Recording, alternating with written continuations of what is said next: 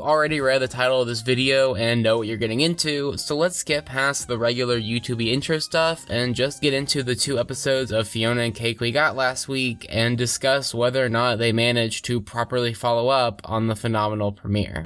I kick ass! Yeah, you do! Just like the last 2 episodes, Cake the Cat opens up to a bit of a non sequitur from the last one, as we get to see some alternate universe Finn and Jake, where Finn simultaneously has a memorial tattoo and a living sidekick. While this scene doesn't do much story-wise besides introducing Prismo into the episode, it does give us a nice moment to see Finn and Jake hanging out and even using the Jake suit, even if they aren't exactly our Finn and Jake. It's a very sweet scene, especially when the boys just talk after the fight, and it's nice to see what the pair might have looked like 10 years after the finale if Jake hadn't passed. We'll get back to Prismo when he becomes more of a focal point in the next episode, but for now we get a little bit of A plot, B plot, and kind of a C plot for the first time in the series, as we take turns following our 3 protagonists. And where the first 2 episodes really thrived because they were able to spend 22 minutes on a single story, this episode definitely feels the least interesting of the 3, partially because it had to split its runtime, and because the least interesting plot, Cake's Adventures in Ooh, gets the most time, while the other 2 plots are fairly limited in their scope. I'm getting a little ahead of myself though, as after we see the ending of the first episode from a different perspective, we actually stay in gender-bent non-magical Ooh for a moment, as we get to meet the Ice Queen, who of course sells ice cream. After a hilarious scene with Fionna somewhat not really accidentally kicking a 50-something-year-old in the gut, we get to watch Cake somewhat not really accidentally torment a different 50-something-year-old back in Ooh, as the animal speech caller from the first episode allows her to finally be characterized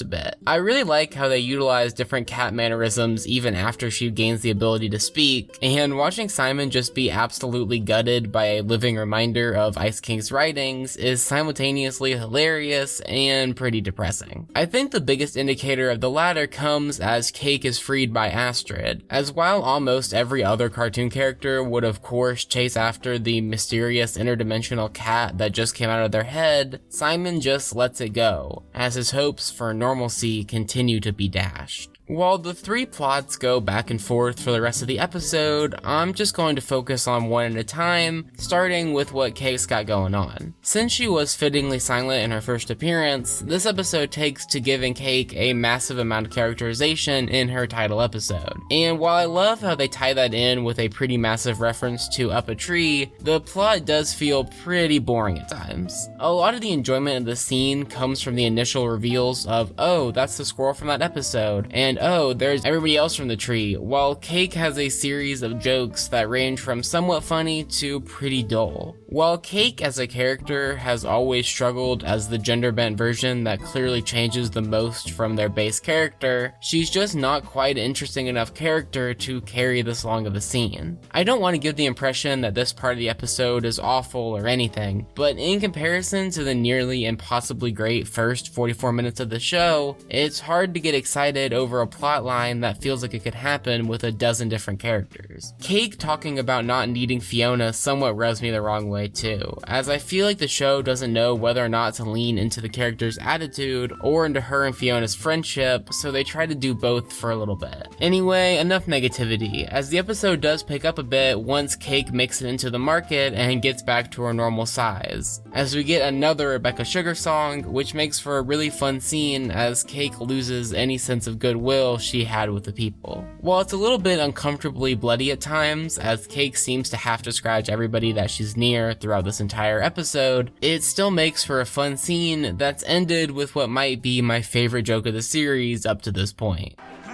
Get big! Overall, while the extended callback to a seemingly random episode is initially really fun in this one, this is the first section of the series that feels like it has no big reveals or interesting character moments, and thus feels like it slows down the show somewhat unnecessarily. Fortunately, that really isn't the case with the other two plots in this episode, as Fionna looking for cake is filled with some actually heartfelt scenes that are broken up with some great gags, like Fionna interrupting LSP and Marshall to guzzle down some wine. I like how they use Marshall, LSP, and eventually Gary in this episode, as they all do a good job being supporting characters while not taking up much time themselves, as all of the very limited time for this plot is spent showcasing how wrecked Fionna becomes once Cake disappears, spending all night putting up posters and looking for her pal. This is the last we get to see of the character before magic is reintroduced into her life, and it's a nice goodbye to the bee and puppy cat aspect of her character to watch her down a latte and seemingly shake off missing an entire night of sleep before Simon shenanigans allow her to follow her puppy cat into Ew. We'll get back to her in a second, but first let's talk a bit about Simon in this one, as despite having even less screen time, his desperation as he tries one last attempt to talk to Betty, and his manic ramblings as Fionna comes out of his head at the end of the second seance, again toes the line between hilarity and just being pretty depressing. My last chance. Perhaps a bit more towards depressing, as Tom Kenny continues to deliver an impossibly fantastic performance, which leads well into his indifference in the following episode. I do somewhat wish we got a little bit more Simon in this one, but his reaction to his seemingly last chance to see Betty being squandered is mostly saved for the time room. Moving on, after showing a twinge of concern, Fionna bails outside and meets Astrid, the previously unnamed FNC fan from the last episode, who obviously doesn't believe that it's actually Fionna. Speaking about Astrid for a second, her appearance in this episode is pretty short, and while a brand new little kid character threatens to be a not so stellar part of the show, her character is so charming that it's hard not to like her. And while it is a fun scene with Fionna discovering the magic world that she's been transported into and traveling across it with Astrid, the highlight of the episode has to be both Fiona's joy at discovering that Kate can talk, This place is nuts! Oh my god, this is one of my top 3 fantasies. and the subsequent ass-kicking of the adventure-timey goofy denizens in her way, with the episode ending with the pair being familiarly poofed away. I like Fionna showing some sense of heroism even before she discovers her past, and it's just so funny to watch her bonk the completely unthreatening people of the market. Overall, while it is the weakest of the first 4 episodes of the show, Cake the Cat is still a pretty solidly comedic episode that has some fun Fionna and some beautifully devastating Simon scenes that break up the somewhat monotonous Cake stuff, as the series progresses towards more interesting plot points.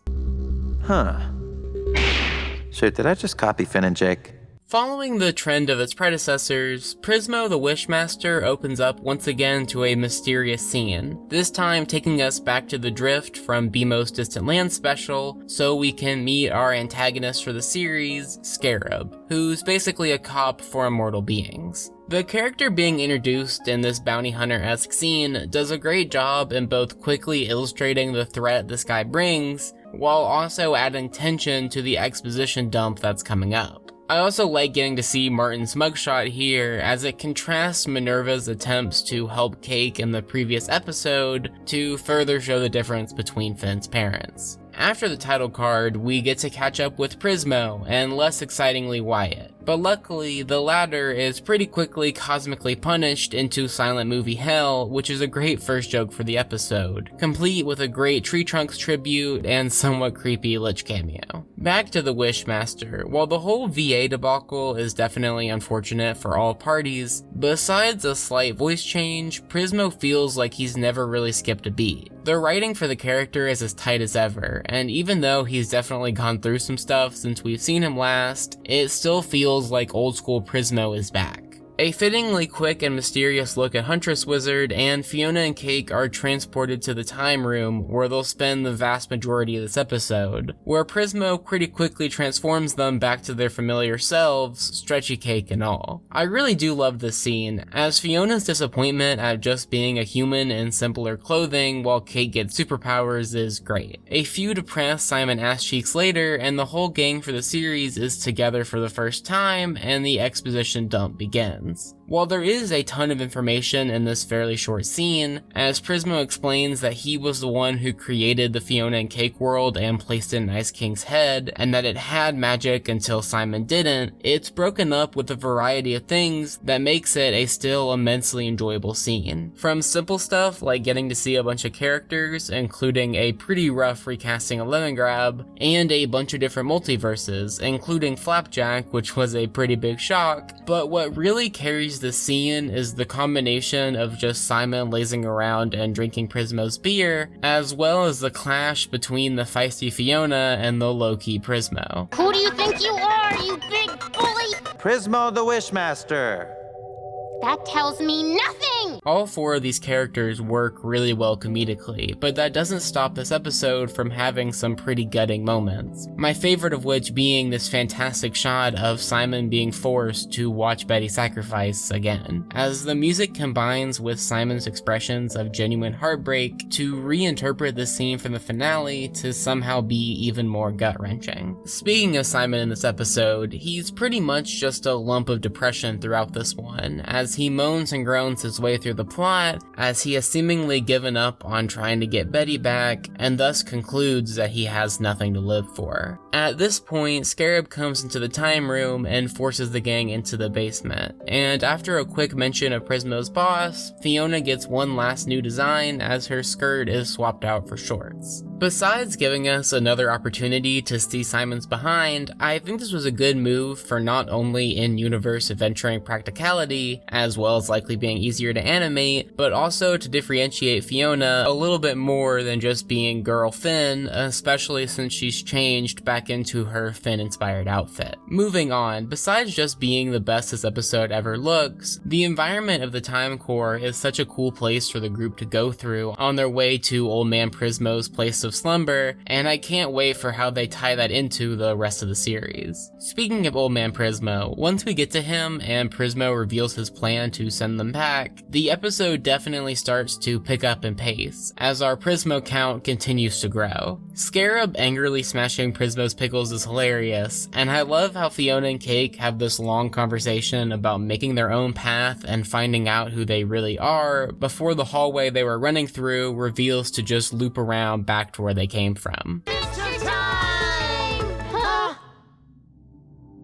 What's up? Fionna and Cake having to tearfully get Simon to help them save their world makes for a great scene that seems to be heading in the direction of Simon realizing that his life does have purpose, before that hope is dashed by the ending. Before then though, we get some really nice stuff after the pair is transported away, with Fionna and Cake in the cornfield, and besides just the great joke of Cake becoming a UFO, it's just a cute first somewhat chill moment between the pair. But of course, the memorable part of this final scene is Simon's declaration of his plans to find another crown and become Ice King once again. This moment is one that felt inevitable in the show, while also feeling like a sucker punch out of nowhere, as Simon essentially wants to once again give up his sanity to protect somebody else. With the context of this ending, everything in this episode before this point feels like it's prepping Simon to make this decision. And after Prismo forces him to rewatch Betty's sacrifice,